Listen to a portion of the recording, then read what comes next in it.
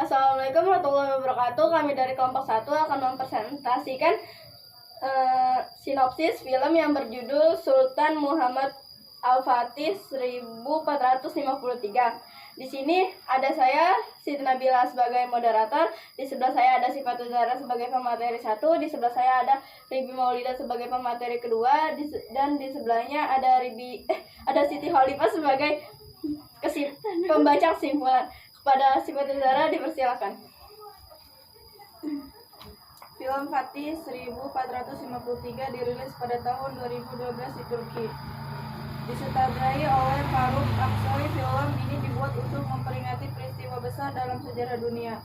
Film Al-Fatih 1453 diawali di Madinah tahun 627 Masehi. Ketika Rasulullah SAW menyampaikan sebuah tentang penakluk Konstantinopel, cerita utama kemudian beralih ke Sultanan Utsmani pada masa perintahnya. Sultan Mehmed yang mempersiapkan pasukan dan strategi untuk merebut kota. Lokasi utama peristiwa adalah Konstantinopel, pusat pertahanan Bizantium yang menjadi sasaran utama penaklukan. Semua peristiwa besar dalam film ini terjadi pada periode 1451-1453 Masehi, dengan puncaknya pada 29 Mei 1453 saat Konstantinopel berhasil ditaklukkan dan menjadi ibu kota baru Kesultanan Utsmani. Sultan Mehmed Muhammad Al-Fatih, Sultan Muda Kesultanan Utsmani, pemimpin visioner yang bertekad menaklukkan Konstantinopel. Ulubati Hasan, prajurit Ottoman pemberani gugur setelah menancapkan panci Utsmani di atas tombak Koka, anak angkat Insinyur Orban sekaligus kisah cinta Ulubat. Hasan Konstantinopel sekaligus kaisar terakhir Bizantium berusaha mempertahankan Konstantinopel hingga titik akhir. Jenderal Halil Pasha Grand Vizier Utsmani yang menentang rencana Mehmed dan lebih memilih perdamaian Urban. Insinyur asal Hungaria yang membuat Mariam raksasa sangat penting dalam penaklukan. Dari Sultan Mehmed sebagai pemimpin muda menghadapi keraguan dari para penasehat senior dan beberapa komandan militer yang lebih berpengalaman, meragukan kemampuannya untuk mewujudkan ambisi yang sangat besar. Melakukan Konstantinopel, ia harus membuktikan bahwa visinya layak diperjuangkan dan meyakinkan mereka untuk mendukung rencananya sepenuhnya. Ini termasuk mengatasi resistensi terhadap ide-ide inovatifnya dan menginspirasi mereka untuk percaya pada kepemimpinannya. Mempersiapkan dan mempertahankan pengepungan dalam skala besar membutuhkan logistik yang luar biasa. Pasukan Utsmaniyah membutuhkan pasukan makanan, air, senjata, dan amunisi yang konstan mengangkut peralatan berat seperti Mariam raksasa di medan yang sulit merupakan tantangan besar. Selain itu, memastikan jalur pasokan aman dari gangguan musuh adalah prioritas utama. Konstantinopel memiliki reputasi sebagai kota yang dibangun berabad-abad sebelumnya. Tembok-tembok ini sangat tebal dan tinggi, hingga sulit ditembus dengan teknologi pengepungan yang ada pada saat itu. Selain itu, keberadaan rantai besar yang membentang di atas di tanduk emas atau Golden Horn menghalangi akses kapal Utsmaniyah di sisi utara kota, mempersulit pengepungan dari segala arah. Rantai yang membentang di tanduk emas adalah rintangan signifikasi bagi kapal-kapal Utsmaniyah untuk memasuki tanduk emas dan menyerang tembok laut Konstantinopel. Menemukan cara untuk mengatasi rintangan ini adalah masalah strategis yang Rusia sebagai penghasilan pengepungan Kekaisaran Bizantium telah mengalami penurunan selama berabad-abad pada tahun 1453. Mereka kekurangan sumber daya keuangan militer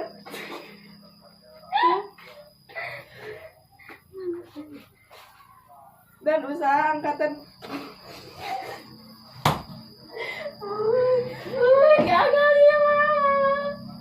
dijeda.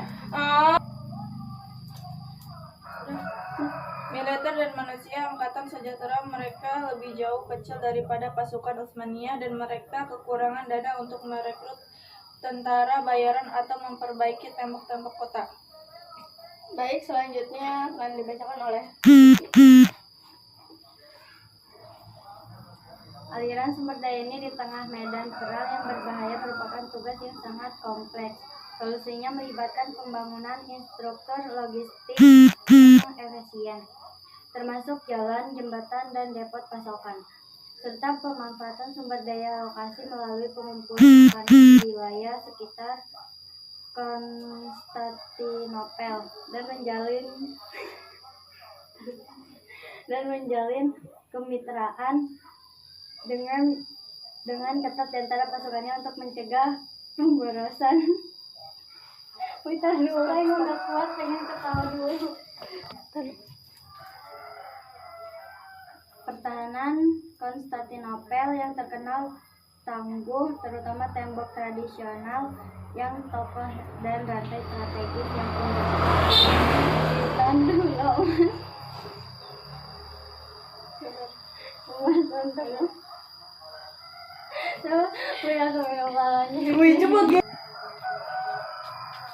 Emas untuk mengatasi masalah ini, Mehmed mengandalkan inovasi teknologi dengan membangun meriam-meriam raksasa yang mampu menghancurkan tembok kota, serta menerapkan strategis serangan gabungan dari darat dan laut untuk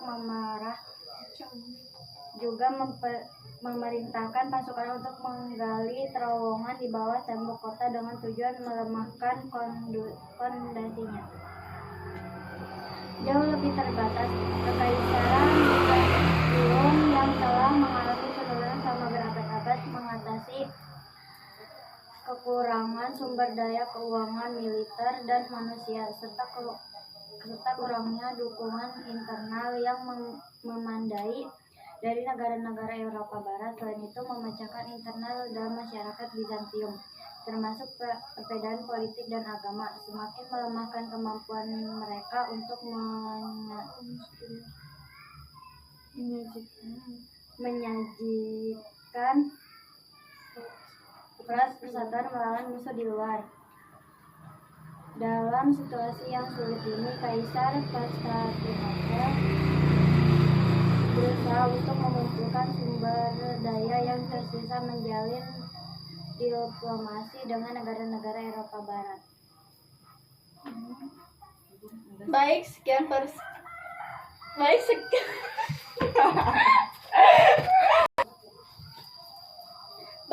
pemateri yang kita udah disampaikan. Selanjutnya akan pembaca kesimpulan yang dibacakan oleh Khalifah. Pada Khalifah dipersilakan. Fatih 1453 adalah sebuah film epik yang ambisius dan mendebarkan yang menghidupkan kembali salah satu peristiwa paling dramatis dalam sejarah. Film ini tidak hanya menghibur, tetapi juga memberikan wawasan tentang kompleksitas politik, militer, dan budaya pada abad ke-15.